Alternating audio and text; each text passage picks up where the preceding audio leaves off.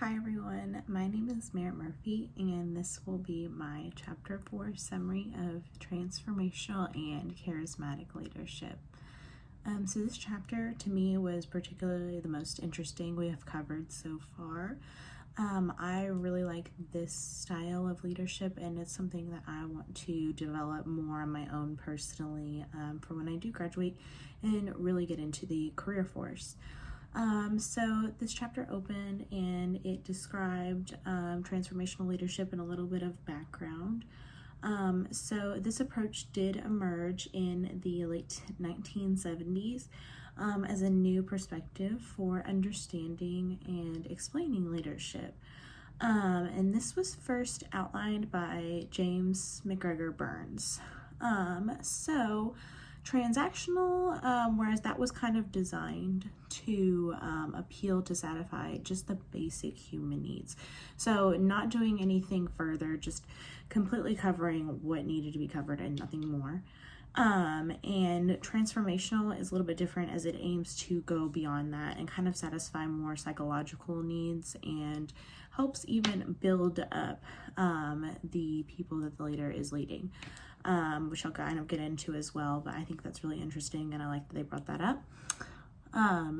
And also they even used Maslow's 5 hierarchical needs when developing this model, which I do think was beneficial too. So they also talk about that and broke that down too. And it also talks about how self-esteem is very important after meeting physical needs, which I really like that they actually brought this up. This is something that's very important to me as well.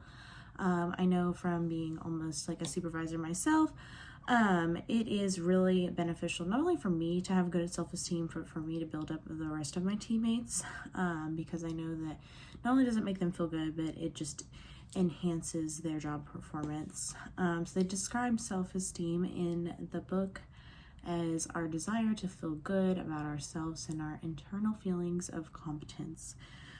So again, going back to that, so if you feel like you're not competent and you're not able to do something, you're not going to be performing the way that you need to be or reaching your maximum amount of potential. So I do really think it's beneficial that they brought this up, and I do like that they did that. So going forward, Burns believed that either a leader was transactional or transformational. He thought because they were such opposites that it was actually really hard to kind of obtain both. But something I did think was kind of interesting is they also describe how he went on to say that he thought that Abraham Lincoln, with a few other leaders as well, he thought that they were transformational leaders, really good examples of what it is to be a transformational leader. But at times they did not shy away from being transactional. So I really do actually like that they brought this up as well, because there are times where sometimes you just can't be transformational. You have to have that transactional bit of leadership as well. And there might even be times where you yourself might not be feeling the best and you can't really just even motivate yourself. So you might need to utilize the transactional model too. But of course, I think we talked about maybe like a situational leadership. So of course there's different situations that you would need to use each of these, but I do like how they brought it up that even though they are so different, you can do both. So I do like that. So then they go on to describe how they did a study on transformational leaders. Actually, they surveyed over 1,300 managers from really successful companies, or at least what they perceive to be successful companies. And they wanted to know what qualities that these leaders possess to make them these great transformational leaders. So they did a case study about this and they really read into that. So what they did find, the characteristics that almost all of these managers had were they were creative, they were interactive, visionary, empowering, and passionate.